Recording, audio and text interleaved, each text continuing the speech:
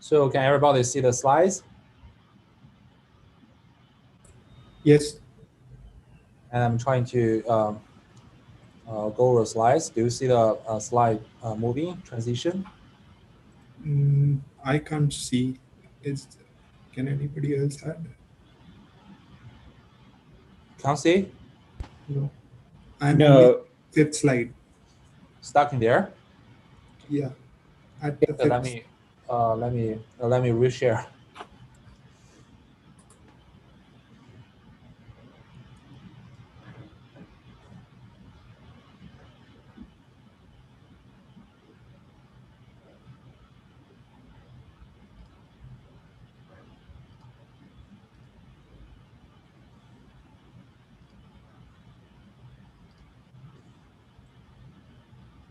Can you see it right now?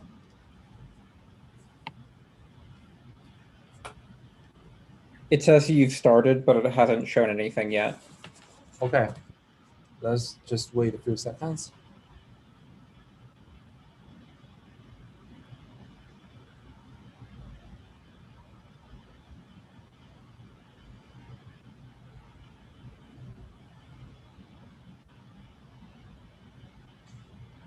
Does it show up? I'm still saying starting.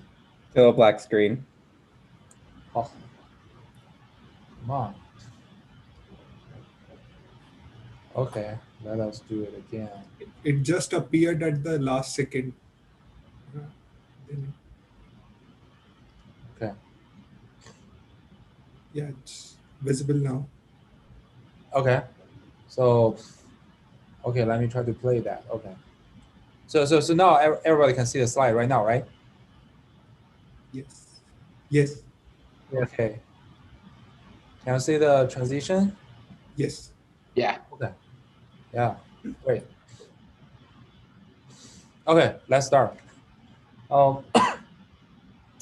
Yeah, if you haven't started looking at homework 1, I highly suggest you to start right now, because we have quite a few problems and require you to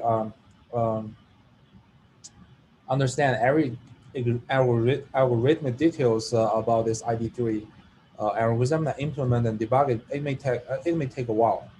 Okay, so in the last lecture, we introduced how to concretely calculate information gain, right? And how to use information gain heuristic to create the tree, right? And also we talk about a few variants of information gain, right? A few alternatives, right? So actually, this whole ID3 framework, algorithmic framework, is kind of general, right? So you can apply any kind of selection heuristics to pick up an attribute at this step, right? So you always follow your defined heuristics to select the attribute at each step and create a tree and expand the tree until you arrive at leaves, right? So of course, the most popular heuristic is called information gain, where we use entropy to indicate the purity of the labels, right? So the larger the entropy, the more uncertain you are about the labels in the data set, right? That means the worse the purity, right? And on the other hand, the smaller the entropy, the more certain you are about labels. Like if all the examples have the same label, then your entropy is reduced to 0. You achieve the highest purity, right? So actually, the reduction of the entropy indicates the improvement of purity, right? So that's how we come up this information gain, right? So to evaluate the quality or the goodness of this attribute A in splitting the data set S, we just calculate the entropy before the splitting, right? And calculate the expected entropy after the splitting, right? This is a weighted average of the entropy of each split subset. Why should we wait because we need to consider the size of subsets, right? Larger subset should be viewed as more important, right? Then we calculate difference. That is the reduction of the entropy after you use attribute A to split data set, right? Which measures the improvement of the purity of the labels after splitting. But entropy is not the only measurement that can give you the sense about purity, right? We also introduced a few alternatives, right? Another, for example, the majority error. So what is majority error? You just use the most common label to predict every example in the current data subset. Then we calculate the error. Like suppose we have like 15 positive and 5 negative examples. Then the majority label will be positive, right? If we predict all the 20 examples to be negative, then we must have 5 errors, right? And then majority error will be 5 over 20, which is 1/4, right? So obviously, majority error can reflect the purity as well, right? When all the examples have the same label, the majority error is simply 0, meaning that you arrive at the best purity of the labels, right? And by the way, what is the maximum value of majority error? Half. Why? Because even if we change, the other side will be the majority. Like, let's assume that negatives are more. In this example, it cannot exceed more than half. Yes, exactly, right? Well, it comes from the literal meaning of majority. Majority means that, okay, the number or the proportion of the labels must be over half, right? If it's not half, it should not be considered as the majority. It becomes minority, right? Then you have to choose another side of label and then to make predictions, right? Suppose now you just decrease your positive labels, and at some point, say you the positive examples is reduced to 9, and then the majority label will not be positive, right? The majority label will be negative because you have correspondingly 11 negative examples, right? But that meaning, as long as, for the binary case, your majority error is at least at most half, right? We cannot exceed half. But when your majority error reaches half, it means you got worst purity of the labels in your training example, right? Because half of them are positive, half of them are negative, right? So again, majority error reflects the purity, and the reduction of the majority error, say from half to 0, indicates the improvement of the purity as well, right? So similarly, we can calculate our majority gain, right? First, calculate the majority of the entire data set S, and then subtract it by the expected majority error of each subset, right? So this majority gain can be used alternative measurement of the purity improvement after we use A to split S, right? And we can just replace information gain by majority gain in our ID3 algorithm. We create another tree. And a third measurement is called the Gini index, right? This is also very widely used. Right? So Gini index is computed as 1 subtracted by the sum of the square of the proportions of each labels, right? So you can show that. So actually, I leave that. I left that as exercise for you guys last lecture, right? Hopefully you have done that before. So it's just a simple manipulation of this quadratic function if you just consider a binary case. But you can view that. You can draw the curve, right? You'll clearly see that, okay, when Gini index equals to 0, it means either all the examples are positive or all the examples are negative. You arrive at the highest purity. Otherwise, like Gini index will arrive at its maximum of half as well. It's similar to majority error. At that time, you have half of the examples labeled as positive, the remaining half negative. So you get the worst purity. Right? So again, we can use Gini index to reflect the purity. We can calculate the Gini index gain. Right? And then we can plug them into the same ID3 algorithm framework. You end up with your 3 versions of tree construction algorithm. Hopefully, everybody is comfortable with this whole framework, right? Because you're gonna implement those different versions, decision trees, and test them and compare them in terms of, say, architectures of your homework problems. Okay, so this is a quick review of what we have discussed last lecture, right? So the next topic we're going to talk about is how to deal with missing value features. So this is of great importance in practice because, I mean, someday if you got a chance, you want to apply machine learning techniques in your own work, some kind of applications. This is often the case that you collect a bunch of incomplete examples, meaning that several features, they don't have feature values, right? But I don't want to drop those examples because they're still valuable, right? Although incomplete. And I want to emphasize this is pretty common. Like, for example, in many applications, that comes from the features comes from probably comes from the sensor, right? Remote sensor reading, right?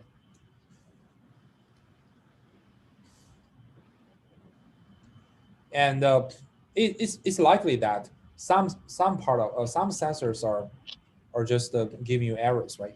Some sensors are dead because of battery is dead or because of the sensor was broken, right? And you cannot read out the feature values, right? But it still got labels, right? You still have say many other features not missing, right? So we shouldn't just drop them, right? So in some kind of extreme cases, especially like sensor networks or related applications, in most time, you're gonna collect incomplete training examples, right? So I have to deal with them. Yeah, someone asked, what kinds of strengths or weakness do these different heuristics have? That's a very good question. And actually, there's no obvious weakness of this one and this one. So their difference only lies in different applications. Like, see, one application where you may find information gain heuristics is more appropriate. The other, you may find like Gini index is better. So there's no guarantee that one particular choice wins all the time. So you have to always like pick up the best choice according to your specific application. So this is kind of like pretty common in machine learning area. Like we have tons of machine learning models, like from simplest linear regression to very complex deep neural nets, but there's no one who can guarantee you that one particular model always works the best. Right? Sometimes, okay, we really need some deep neural nets, like in image classification, like voice recognition, but sometimes a simple support back machines is much better than neural networks. What we need to know is that, okay, we know there are a bunch of choices are in front of desk. We have a lot of choices. We're free to choose them tailor them according to our own problem. Does it make sense? Any questions so far about, I mean, what we have discussed?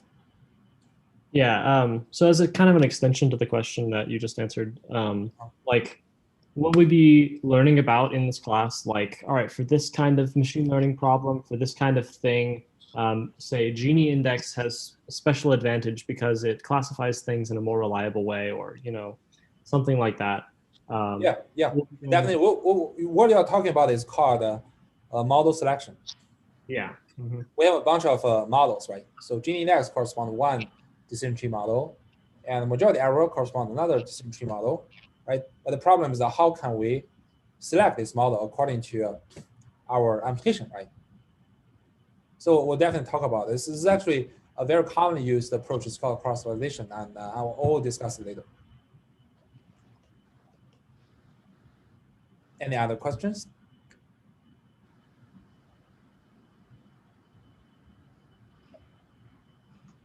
Okay, so let us continue. So right now, let us deal with the missing feature values, right? So suppose, we were still talking about our play tennis classifier, right? And in our previous example, we have collected like 14 complete training examples from day 1 to day 14, right? And each day we have 4 features that indicate the weather condition and our decision, right? So now, suppose I collected the record at day 15, right? But I don't have the outlook feature value, meaning that I don't know at day 15 the outlook is sunny, raining, or overcast, right? So now I still want to incorporate this 15th example into our decision tree construction. How should we address this problem? Any idea? Yep, I see someone raise his hand. Yeah, you could either use Sunny to just conform with the most common data that you have in the outlook column, or you could try using it as its own value, just saying if we have an error, what's in this column, we're going to treat it as its own label, or you could try to fill it in based on other values if there were any commonalities there. Yes, I think. I mean, in general, I totally agree with you, right? So basically, the idea will be complete this missing blank, this blank, right? And we're gonna estimate some kind of value to complete this example.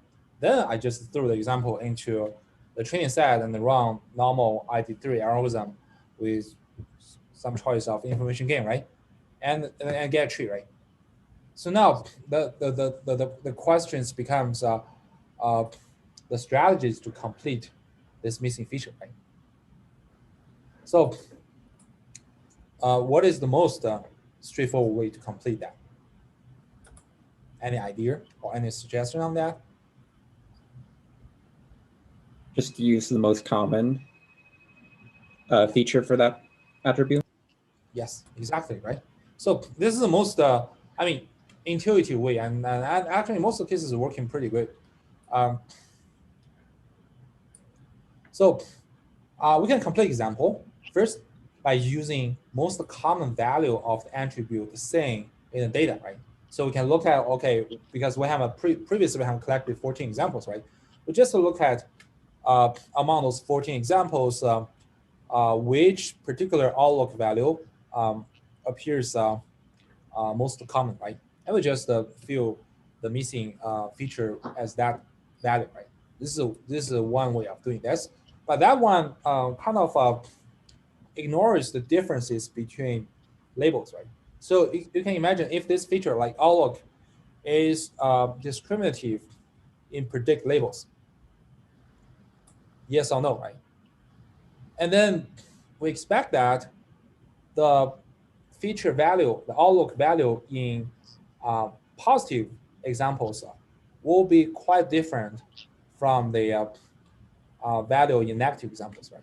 For example, if I probably outlook is sunny or overcast mostly when I go outside to play tennis. But if my decisions to stay at home, Outlook probably is more likely to be raining, right? So, and then a more fine-grained approach, right, to do this is to look at the examples with the same label from as our incomplete example. Like suppose this incomplete example, its label is positive, and then I just look at the positive examples and find the most common feature value to complete the missing feature.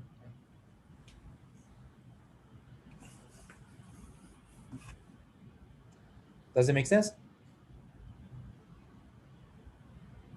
Okay, so well, in many cases, like both strategies are working well, but they are not perfect.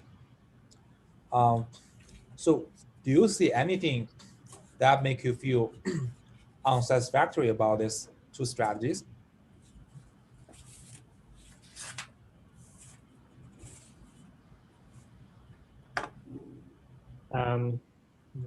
If like two different features, and if the combination of two different feature values are like most indicative of the end label, then this can be fairly inaccurate there. Like, because it's not taking in the other features that exist in the row, exist in the set. That makes any sense? Yeah, I can get your point, but I wanted to be more explicit. Any other suggestion or thoughts? Yeah, feel free to express your thoughts. We can use the combinations of other attributes like and do a majority vote, like the other attributes which match the most in the data set, that will be assigned as the the missing attribute value. Great point, right? So actually, YouTube both express the kind of ideas like combination of different possible choices of this feature value, right? So that's actually the shortage of these two strategies, right? So although these two strategies, right, they find a most likely value of that feature to fill in a blank, but once you find that value, you just disable the other choices, right? Yeah. Ideally, we want all possible cases to be considered. Right? We want to consider what if that missing feature Outlook takes sunny, what if takes raining, what if takes overcast, right? And we want to consider all three different cases together and see how they affect the tree construction procedure, right? At the same time, we want to differentiate the chance that each possible choices take that particular value. That will be most robust way of dealing with this incomplete example. But how can we do this? This comes our third strategy. It's called fractional counts. So basically, we're gonna break this incomplete example into multiple examples, where each example takes a distinct feature value. But of course, we're not gonna like double the number of new examples or triple the new number of examples, right? Because we only have one extra example, right?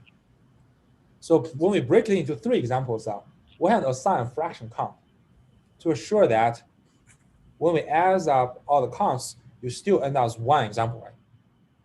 You don't want this new example to dominate the other examples. So, and how can we calculate fractions? We just look at the frequency of those examples, those features of different values appearing in the existing examples, right? So in our previous 14 examples, we know, okay, 5 taking sunny, 4 taking overcast, and 5 taking rainy. So we're going to assign the fractions 5/14, 4/14, and 5/14 into these 3 completed examples. So if we take a look, so this is our incomplete example, right? So our idea is to break this incomplete example into 3 complete examples, where for each completed example we assign fraction count. This fraction indicates the chance that this missing feature takes a different feature value. And another function is that if it adds up those fraction counts together, it ends up with 1, right?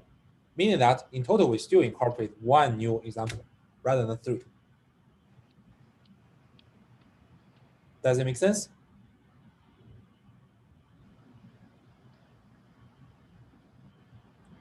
And then the next stage will be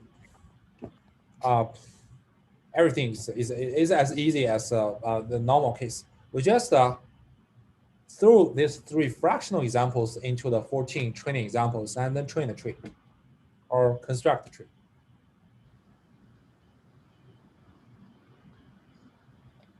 So we're waiting. So we're replacing an unknown feature value row with 3 fractional feature value rows.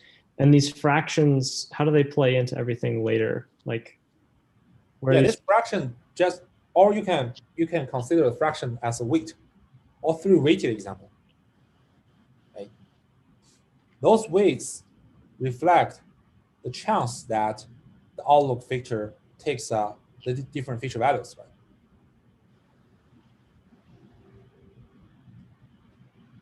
And then we got 3 extra examples, right? And we assign fraction in that important reasons is, okay, we want to ensure that when we add up the number of these examples together, you still end up with 1. Because actually we only incorporate 1 incomplete training example, right?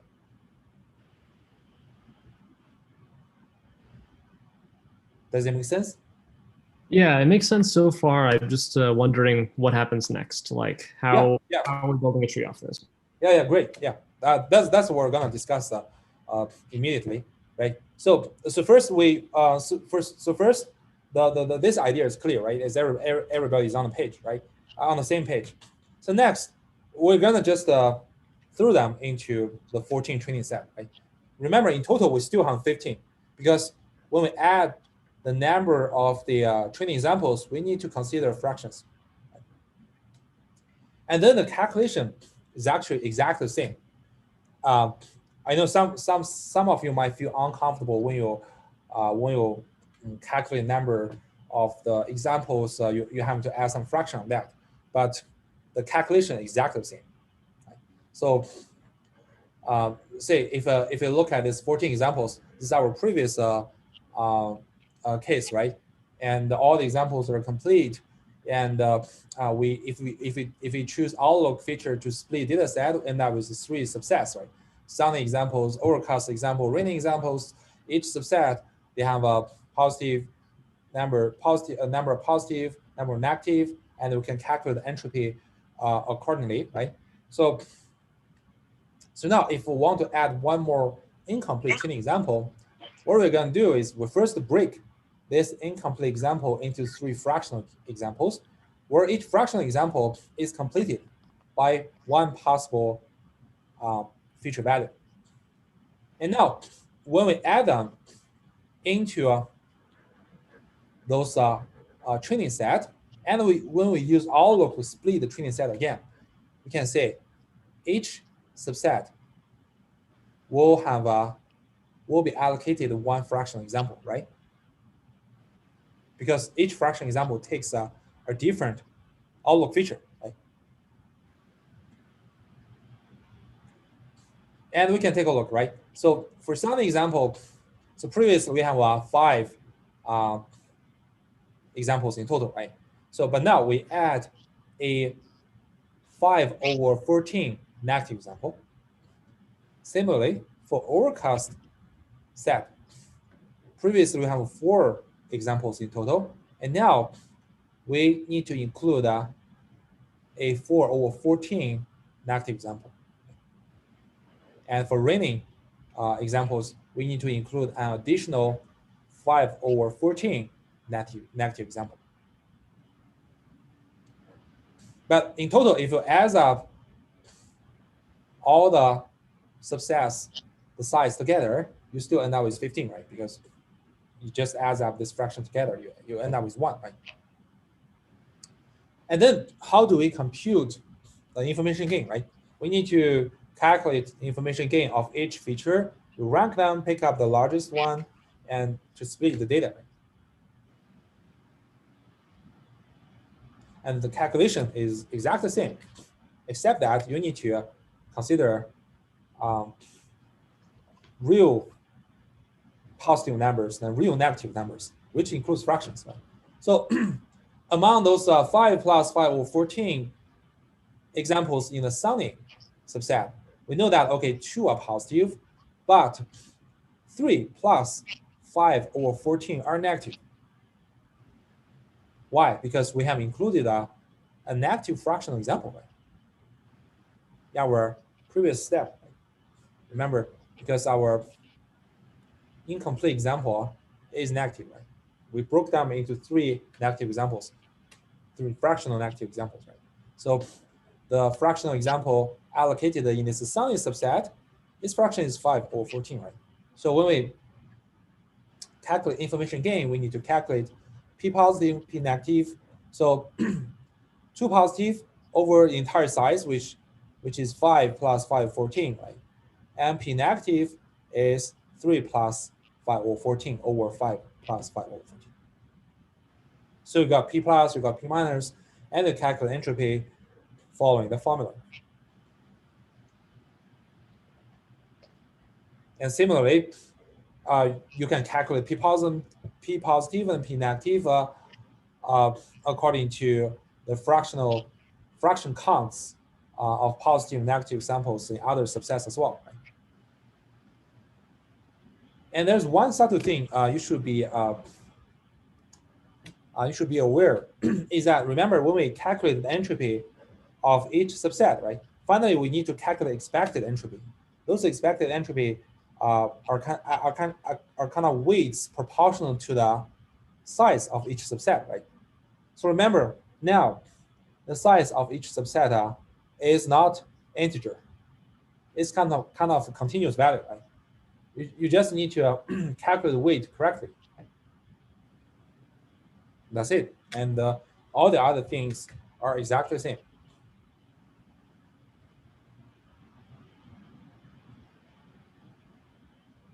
Any questions so far?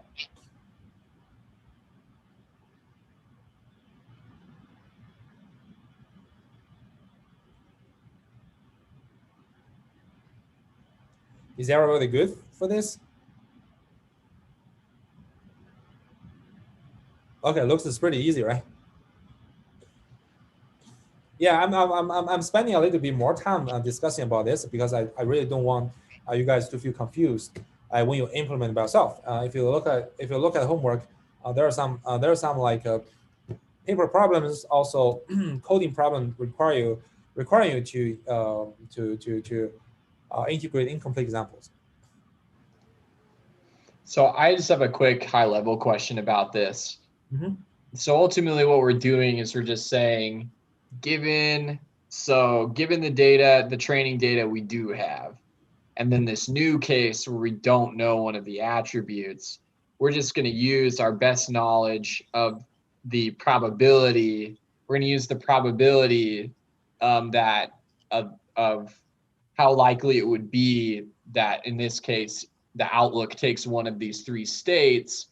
And we're just going to use that we're going to incorporate that into when we calculate the entropy and the information gain, just so that to re-represent maybe how well we're going to split the data using that attribute. So it's just to help better inform the entropy for that attribute, even though we don't know what that attribute should be for this missing case. Yes, Okay. Exactly. Because we don't have any other knowledge, right? all our knowledge about this missing feature comes from our existing data, existing examples, right? So we want to fully leverage our knowledge about this feature value, and we want to integrate all of our knowledge into dealing with this missing feature. Right. Great. Right. Thank you. Okay. Any other question so far? Okay, great. Sorry, I have one. Uh-huh. What happens if we're missing multiple features? You can do it separately. Okay. Oh, So then that one example gets split how many times then? Like yeah. That's a very good question. Actually, if you want to do this, like you have like 10 features of doing this, you have a lot of like combinations, right? Mhm. You have a lot of combinations. So actually,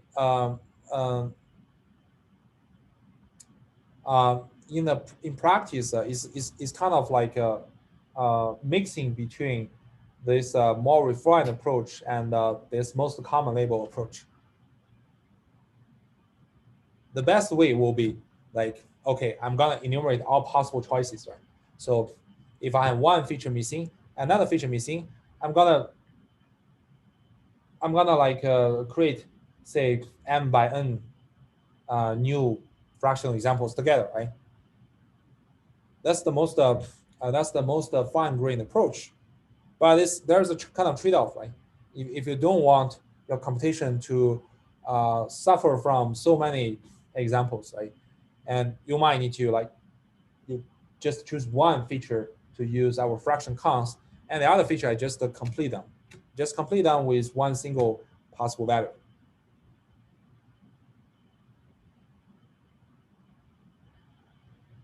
Does it make sense?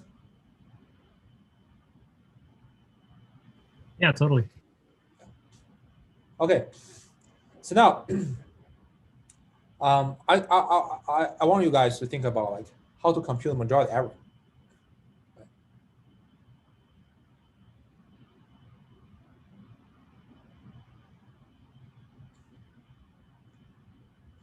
So it's actually a similar thing, right? If you take a look at this, okay, in particular, I look at this set of examples, right? So the majority error is 2, no, not 2, is 3 plus 5 over 14 over 5 plus 5 over 14, right? It's just no, it's 2. It's just the small, it's just the p plus or p minus, whichever is smaller, right? The majority error is just to use the majority label to give prediction, right? The majority error must be the smaller probability.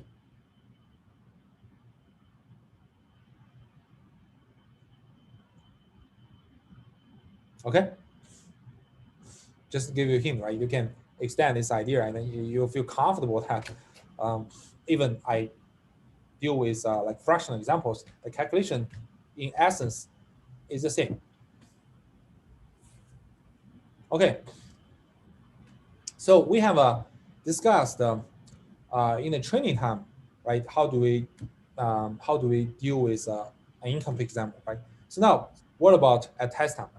So suppose at test time, I tell you, okay, I don't know this outlook feature. How can I give you a label? Right? Any idea?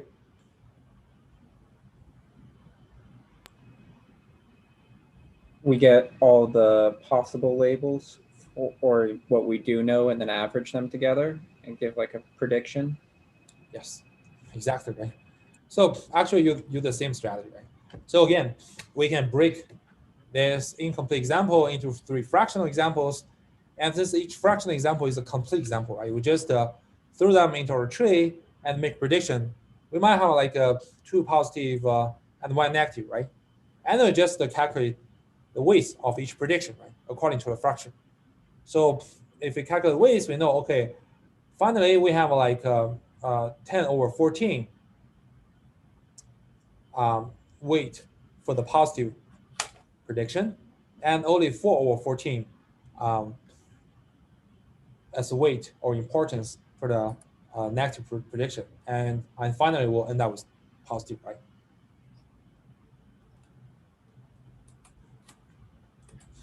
Any questions so far?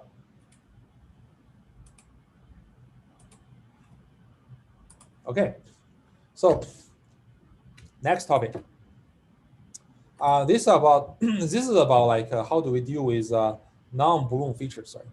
So previously, we discussed like if our feature are continuous, how can we grow the tree? How can we create branches, right? I mean, the original ID3 algorithm will just take a look at how many distinct values the feature can take, right? If you can take three features, three values, like oh look, you're gonna grow three branches, right? And if you take two feature values, you grow two, right? But for continuous features, the possible values are infinite. So obviously we can now create infinite number of branches. So our strategy is to do the discretization or binning, right? So that means we are gonna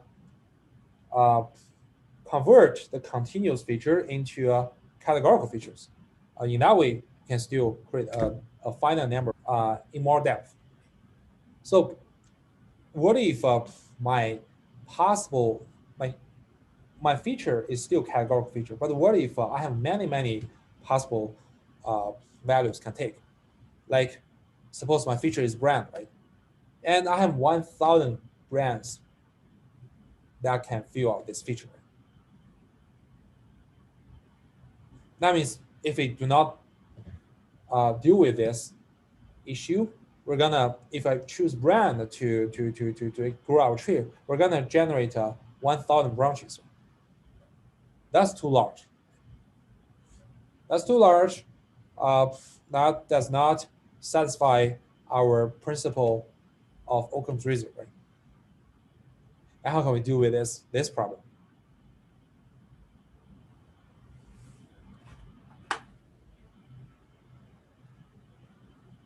An So idea?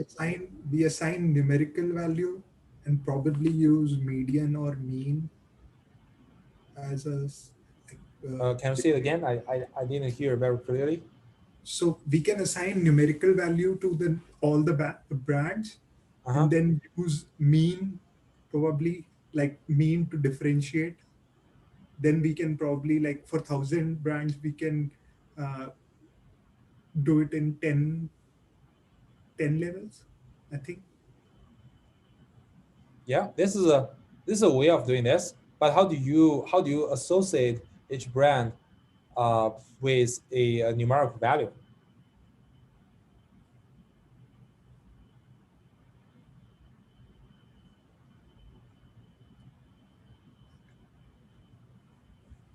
What do you mean by that? Like, can we not assign just brand name to a number? That's it. Like directly Yeah, but mapping. brand name is like a integer number, right? It could be take brand 1, 2, 3, 4, 5 to 1,000, right? Yeah. And obviously, I don't want to grow 1,000 branches, right? And how can we deal with this? Or how can we avoid this?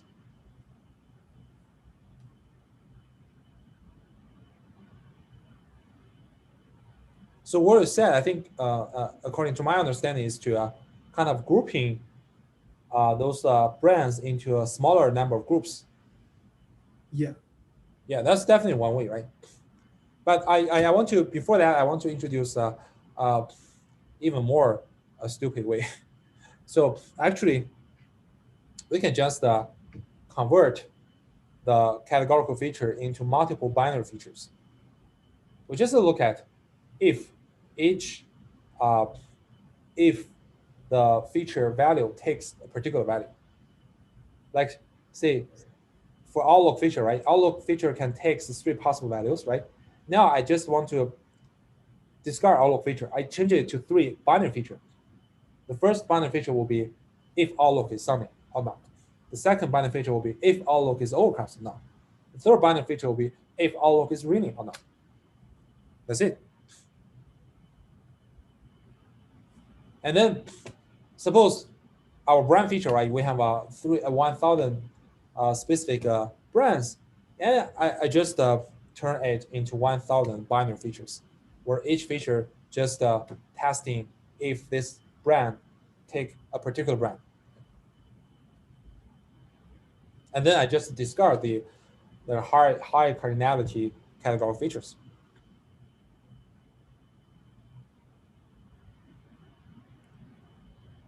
The benefit is that doing so, because every time we deal with a binary feature, then the tree is always binary, right? Yeah. The width won't be grow like so large, right?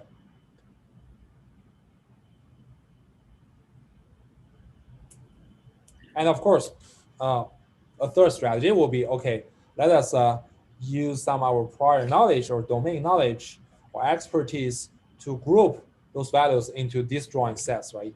So like brands in US, brands in Japan, brands in Europe, and then we can reduce the cardinality. This is another way as well.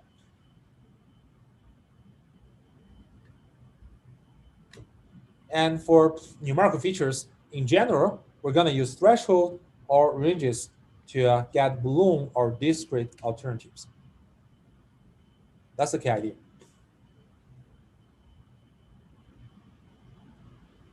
I've got a question. Mhm. If you convert the attribute to Boolean values, like in that Outlook Sunny, converting each of those values to a Boolean attribute, does it tend to make the tree deeper and maybe cause overfitting? Is it more likely to do that? That's a very good question. Yeah, it is possible. It's definitely possible. That's why we're going to talk about like what is overfitting and what kind of strategy can avoid us from overfitting. Namely, how do we control the growth of the tree? Cool, thanks. Okay. Okay, so any other question? Hopefully we're on the same page, right? Everybody is satisfactory? Okay, so yeah, the last topic, a very important topic, is called overfitting. So what does overfitting mean? So fitting means, if you use this training data to train a model, and then it basically means that, okay, you're gonna adjust your model to well predict the labels of training examples. So overfitting means that you fit the training data too well. Like if you use your model right after the training, right? You use the model to predict the labels of the training examples. If your training prediction accuracy is very high, like 100%, then you're definitely then you overfit. That's the idea or the definition of overfitting. So now my question is, suppose we have a lot of number of features, enough number of features, so we won't meet the embarrassing situation that when we want to split the data, the attribute set is empty. Now I grow my tree with ID3 algorithm. What will be the training accuracy? If you never get to a point where you can't split the data in order to get the label you want, then you would always have 100% accuracy on getting the label right on the training data, right? So can you explain that? Why? Yeah. If you ever get to a leaf node in the tree during the training set, and that the new piece of training information has a different label than that leaf node, if there's an attribute to split it on that gives you the correct label, you can always make that split, create new leaf nodes, and then get 100% accuracy so long as there's attributes to split on, right? Yeah, exactly. And very good explanation, right? That comes from nature of our ID3 algorithm. Remember, what is the stopping condition, right? We only stop when all the labels in the current subset of examples are the same, right? So you won't be able to reach a case where, when you use some example to test, you won't be able to reach a case that your label of your training example is different from the leaf node. Because in that case, at the training stage, you're gonna continue to split. Right?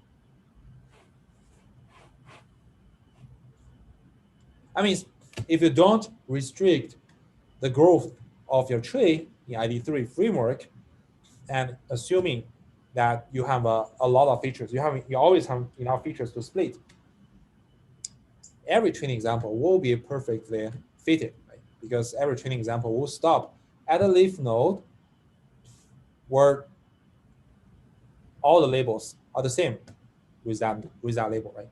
So when you use this training example to test, it will arrive at the leaf node. So is it fair to say that training data sets that have a lot of attributes are more likely to cause overfitting? Yeah, definitely. Yeah, but before that, we need to discuss what is the problem of overfitting, right? So when in what kind of cases overfitting is okay, in what kind of cases overfitting is bad. Okay. So to illustrate this problem, let us consider our learning task is to learn an arbitrary balloon function with n features. So we can start with a very simple example. Like we only have 2 features, meaning the input are binary, like x0 and x1, right? Each feature takes either true or false, right? And the output is also binary, true or false. Right? So if we have 2 features in total, and each feature can only take binary values, so in the whole instance space, we will have like 4 instances, right? 2 to the power of 2, which is 4. And this is a particular instance of a balloon function where the ground truth is just x0, y equals to x0, right? If we use this data set to create a decision tree with our ID3, this is a tree, right? You can use, you can manually justify this, right? So if you choose x0 to split the data set, and after that, you end up with 2 subsets here, and both are uniquely labeled. So stop here. This is excellent, right? So the decision tree actually fully capture the function, right? And we can extend this to like a general number, like n features, right? So for the general case, suppose I have n balloon features for the balloon function, and then the instance space will have 2 to the power of n examples. So if we happen to collect all these 2 to the power of n examples for training, right, and to train a decision tree, and what about the test accuracy? What about if I just randomly find some new test example and throw my tree, and what about the error?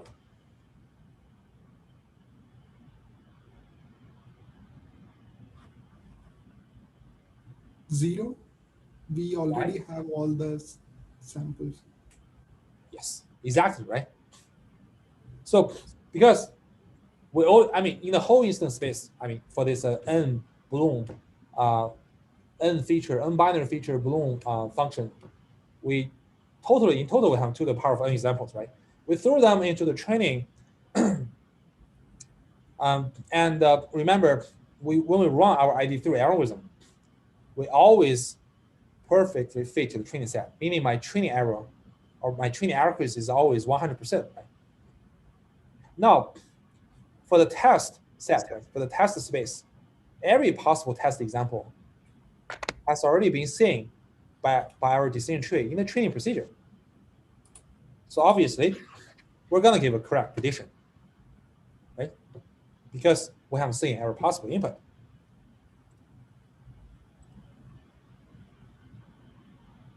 So this is pretty reasonable. This simply means that, okay, in this kind of cases, like overfitting looks good, right?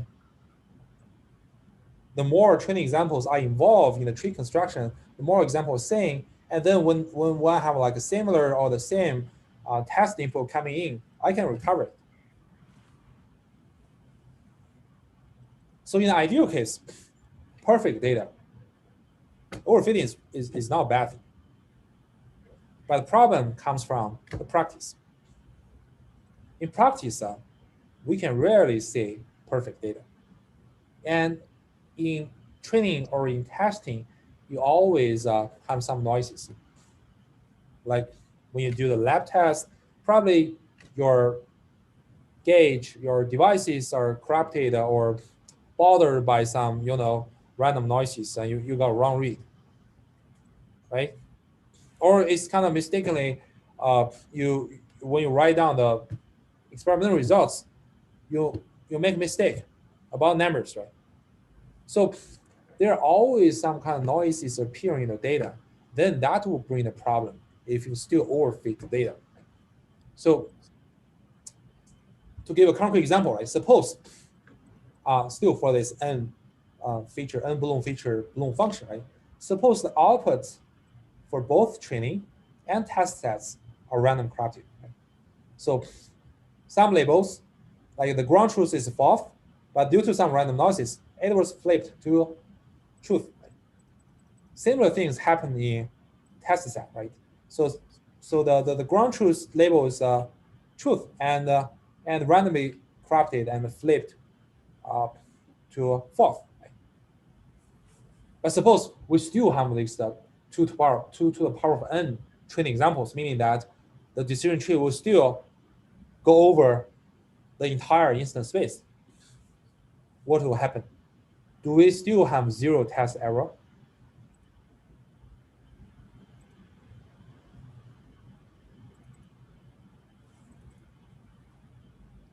The answer is obvious no, right? No. Yeah. Yeah, because you can imagine, like, suppose for this particular instance, right?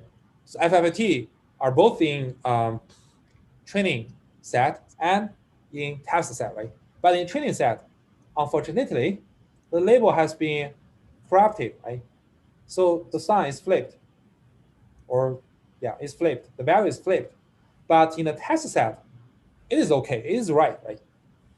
And now, if I use these corrupted examples during the tree construction procedure, right? Now, if I test it with the same example, it will just give you the wrong label. It won't give you the correct one, because I always perfect fit every example I use the training, right? No matter it is corrupted by noises or not.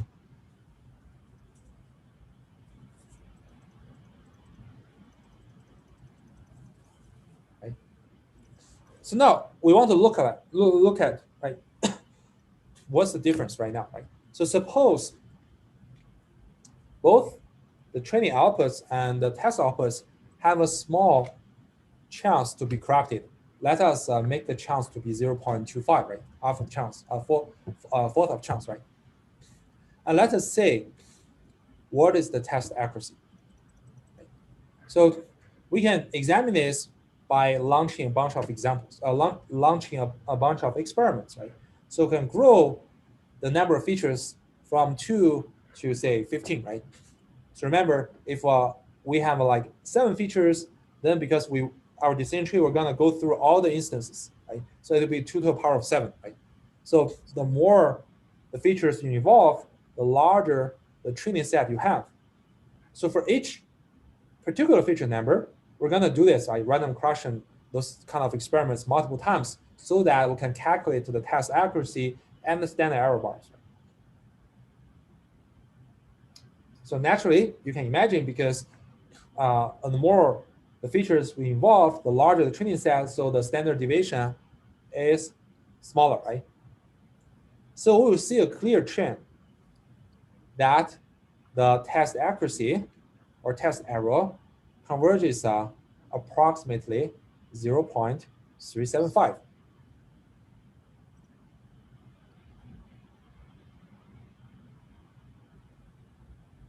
Right? If you have time, you can try to do this by yourself. I mean, once you have implemented your own IP3 algorithm, you'll get the same result again. So now we can see the discrepancy, right? If there are no noises, what is the error? If there are no noises in both training and test sets, what are the test error? 0. 0, right? Because every test example has been seen in the training example, and their labels are consistent, right? But now, if we have some kind of random noises, small chances to flip the labels in both sets, then you end up with a huge test error, right?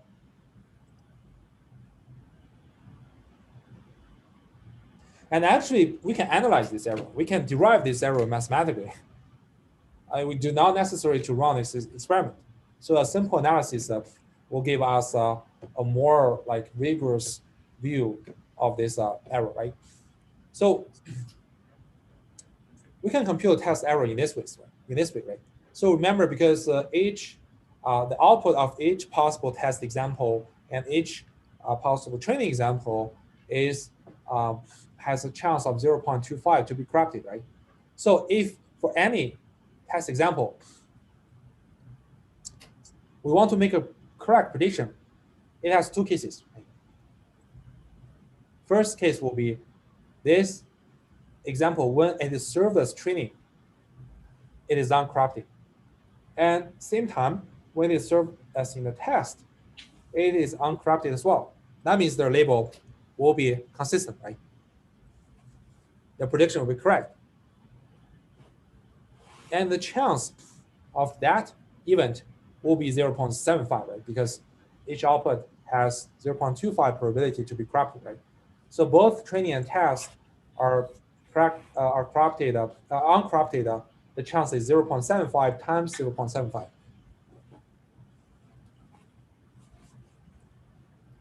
And another case will be like both are corrupted, right? Both are flipped, right? So this example is flipped. The label is flipped in the training so that, okay, when I throw it into the decision tree training, decision tree will give the flipped label prediction, right? And if the test example happen to be flipped as well, then they are consistent. We give correct prediction as well. So the chance of this second event to happen is 0.25 times 0.25. If you add the two probability together, we'll end up with the correct prediction, the probability of correct prediction, which is 0.625. Right?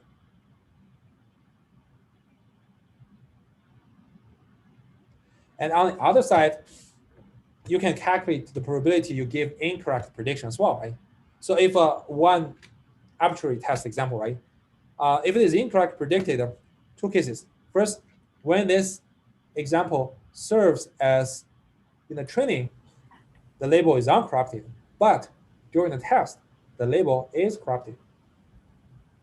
Then the probability will be 0.75, right? Times 0.25. Right? The other case will be, okay, when this example serves in the training, its label is corrupted, but during the test, its label is not corrupted. The chance is 0.25 times 0.75. Right? If you add them together, you get the probability you make an incorrect prediction for any test example to be 0.375. This is consistent with our observation. Right? To clarify, this is in the case where we have all 2 to the n examples, right? Yes. And we're overfitting essentially, like we're exactly matching the data. Yes, yes. We're talking about we do not restrict the growth of the ID3, meaning that it always overfit the trained data. Okay. But this is kind of a toy example because in real world, you're not going to be able to access all the instances in the instance space. It's not possible, right? You're going to cover a partial of them, but you will see kind of similar kind of effect.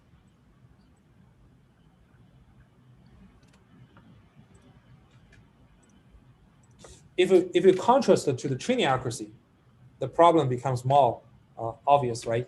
So the training accuracy, no matter your labels are corrupted or not, the training accuracy is always 100% accuracy, right? That's determined by the nature of ID3 algorithm. It only stops when all the examples in the current subset is purely labeled, right? Otherwise, it always split, right? So the learning algorithm always find a tree that agree with every training example. So the training accuracy is always 100%. But if the training examples happen to be corrupted by some random noises, you can see the test accuracy becomes a giant drop, right? From 100% accuracy to 6.26, 62.5 accuracy, right?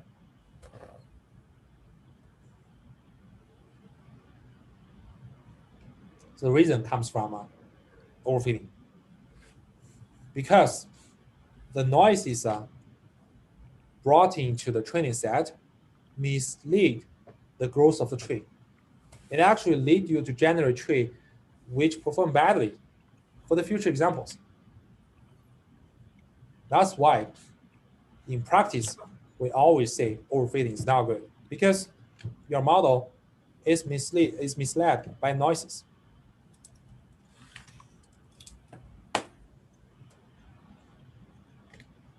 So to summarize, what is the consequence of overfitting, right?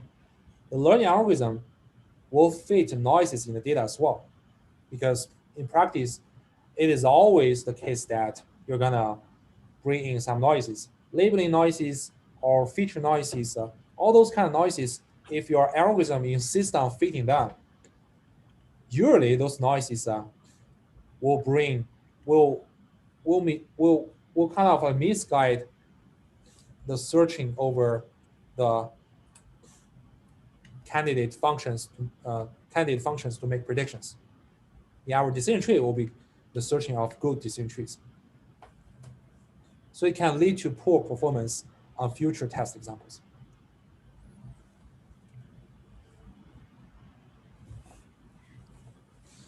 To give a more concrete example, right? Not concrete, but practical example. So this is a figure stolen from Tom Michel's book, his famous book called Machine Learning.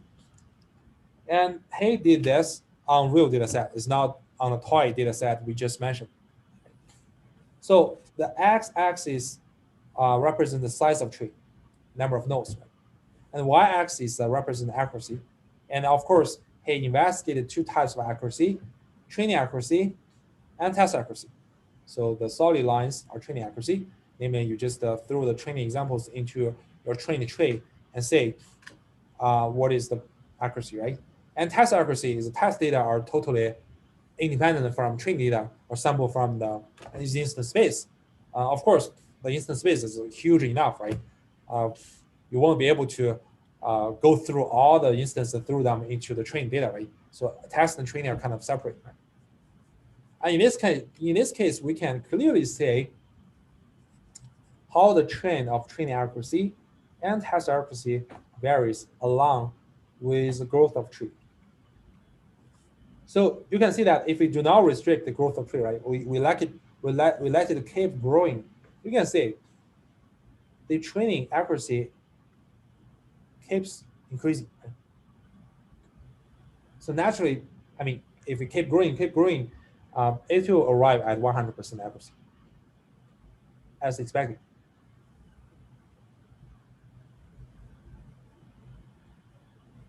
But what about test accuracy?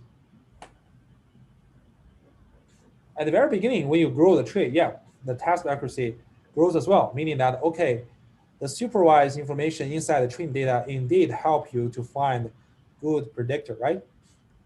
But when you arrive at some point, when you arrive at some tree size, right, when you continue to grow your tree, the test accuracy starts to degrade, right? And if you keep growing, actually, the test accuracy is worse and worse, right? Is this are the data points on this graph like the converged data? So like before we had it like it converged as we increased the number of attributes, and so is like every point on this graph more or less like what you get when it converges, or is this like raw like with a set number of attributes? like 10 attributes produce this graph? No, I don't think it's 10 attributes. So look at the size of tree, right? It's 100 nodes. So I don't know how many attributes you use, but I bet they have a lot of attributes so that you can keep growing the tree, right? You won't be able, you can keep growing the tree, then you can observe how the test and training accuracy varying along with the tree size. Right? Gotcha. So for this, did they just like halt the production of the tree at different points, or or did they use some pruning or some like? Oh no, they don't use pruning. So imagine that when you implement ID3, right? So I each time before I create the tree, before I create the branches, right? I can just look at how large the current tree is, and I do a test, and I do a test, and I predict every training example and test example, and calculate the training accuracy and test accuracy respectively, and show that.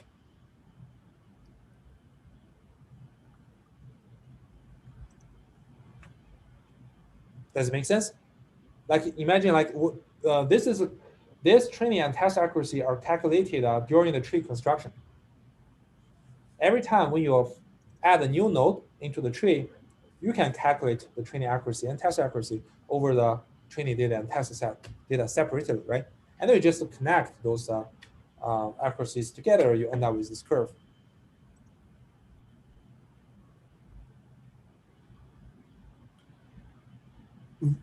What will be the label for incomplete graph? So like in the initial phases, it will be an incomplete graph, right? So like at a particular node, it should go to a label rather than a table for testing purposes. Go to the label. Yeah, Oh, it yeah. should output a Yeah, of label. course. Yeah. At that load, like at the current node, if I added, right? So of course, if it is not arrive at, if it is not a leaf node, but you still want to use current tree to make prediction, you can just use the most common label associated with that node to make prediction. Okay. Yeah, that's just some technical detail. But this is just to give you a sense that along with the tree growing, how training and test accuracy are changing, right?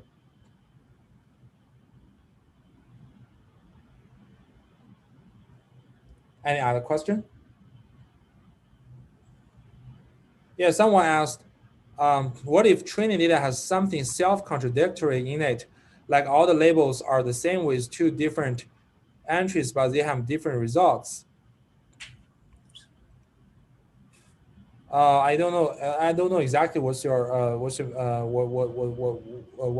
the meaning in the last few in the last sentence. But I guess yeah, you're asking like if the training data is contradictory, right? Yeah, of course. There is some problem in that.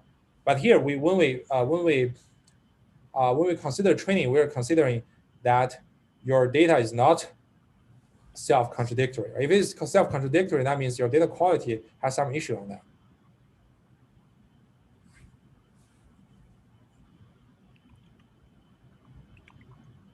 But if you want to, throw these problematic examples into the training, that doesn't matter. It will keep. It will simply keep splitting. And probably these two contradictory examples will be placed into. Oh, by the way, if they have the exact same set of attributes, then your tree growth will never stop, I guess. Oh no, it's not.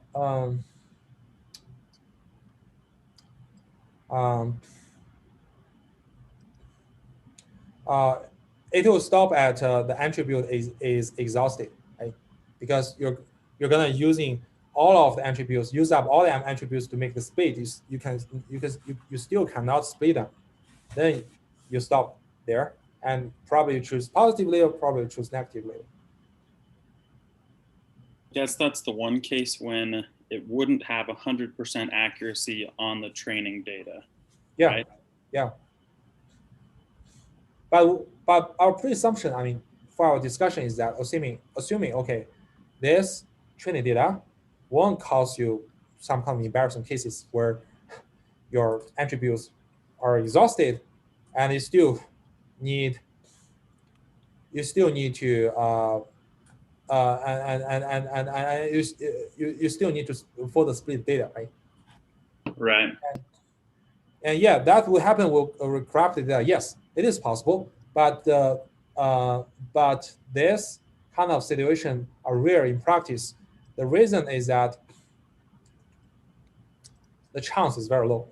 Like suppose you have many features, right? Even each feature is categorical. I suppose you only have like two choices for each feature, right? So you have n features, then the chance that you got two n-dimensional features to be exactly the same but distinct labels is very low. Right? I guess that would have happened with like the earlier example where we had all 2 to the n and there was corruption, right? Then it would be guaranteed to happen, right? Or oh wait, no, it wouldn't, because you're not getting duplicates of like. Oh, we're going to talk. We're not going to incorporate duplicates. What you mentioned is that okay, if my feature was corrupted as well, Mm-hmm. that could cause that kind of issue, right?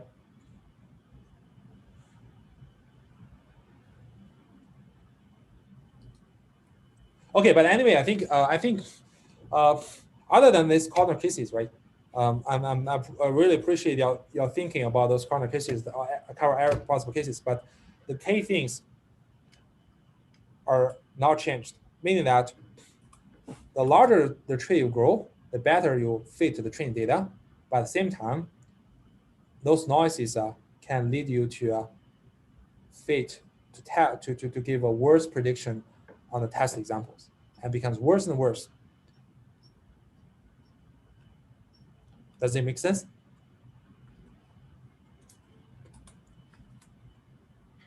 Okay, so now that we have known what is overfitting, right? What is the problem with overfitting, right? We need to take some actions to avoid overfitting. Obviously, we don't want our decision tree to growing as large as possible, right? And how can we do that? We have a few approaches, right? So the most straightforward approach is just to fix the depth of tree. Right? Suppose I said the maximum depth is 5. Right? That means no matter whether your labels are unique, I'm gonna just stop at level 5, and then I choose the most common label, add the corresponding set of examples as label for the leaf. That's it. And later we'll introduce a very simple tree. It's called decision stump, where you only have one level. But this decision stump is kind of at another extreme, right? It is too simple. So it is not overfitting, it's underfitting. So usually it's unlikely to give a very good performance. But short decision trees can be viewed as a feature extractor or data preprocessor. Right? It can generate a bunch of features which can be used for second layer of modeling and training, right? Which we'll discuss later. Right? And a more commonly used approach is called early stopping, which we're going to discuss about it in the neural network as well, right? So what is early stopping? We just find out a held out data set or validation data set. And then we use the accuracy on this validation data set to monitor the performance when the tree is growing, right? So every time when I grow my tree and split the data, right, we get new nodes, we get new branches, and then we just test accuracy on the validation data set. If the accuracy keeps improving, we keep growing, right? But at some point, if we find that after we split the tree, the performance becomes drop, right? Then we stop growing. So this kind of idea is used in everywhere. Like if you train deep neural nets, you'll see similar kind of things. You have like 1 million parameters deep neural net. Like if you train like 1,000 epochs, until your training error will become 0, definitely. And to avoid overfitting, people will collect a third subset of data called validation data set. Right? After every epoch, they'll look at validation data, the error on the validation data set. If error becomes smaller than becomes larger than the previous epochs, then they're gonna stop here.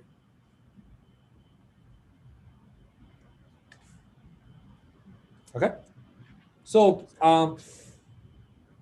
there are also like post-pruning trees, post-pruning procedures. Like you can first grow the tree, right? Grow the full tree and to be as large as possible, and then we can do the post-pruning. We can look at all the branches and determine which one should be pruned, right? Or we can convert the tree into a set of roots, and then we just cut a bunch of roots and then merge them together. So yeah, so now we have finished up decision trees, right? We have finished this topic. So a brief summary. It is definitely a popular machine learning tool, very intuitive, interpretable, prediction is very easy, and very expressive. Remember the nonlinear classification boundary, right? And the tree learning algorithm, ID3, is essentially a greedy heuristics. We implement this greedy heuristics to find a small tree, as small as possible. At the same time, I don't want to do the combinatorial search. Right? And we can also do the regression tree. As we discussed before, right? If you want to do the regression, we just calculate the average of the continuous labels in the leaf node, right, to as a prediction or median, whatever. Right? And finally, decision trees tend to overfit data. This is the nature of ID3 algorithm. Right? And you need, in practice, you always need to take action to avoid overfitting. Otherwise, oftentimes it will give you bad performance. Okay, any questions so far?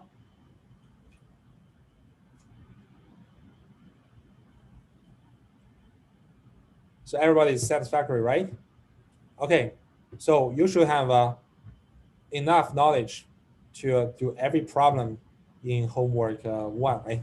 So I highly suggest you to at least start right now. Okay, see you on next Tuesday. And have a great weekend. Bye. Bye. Bye. Thanks. Thank you. Thanks.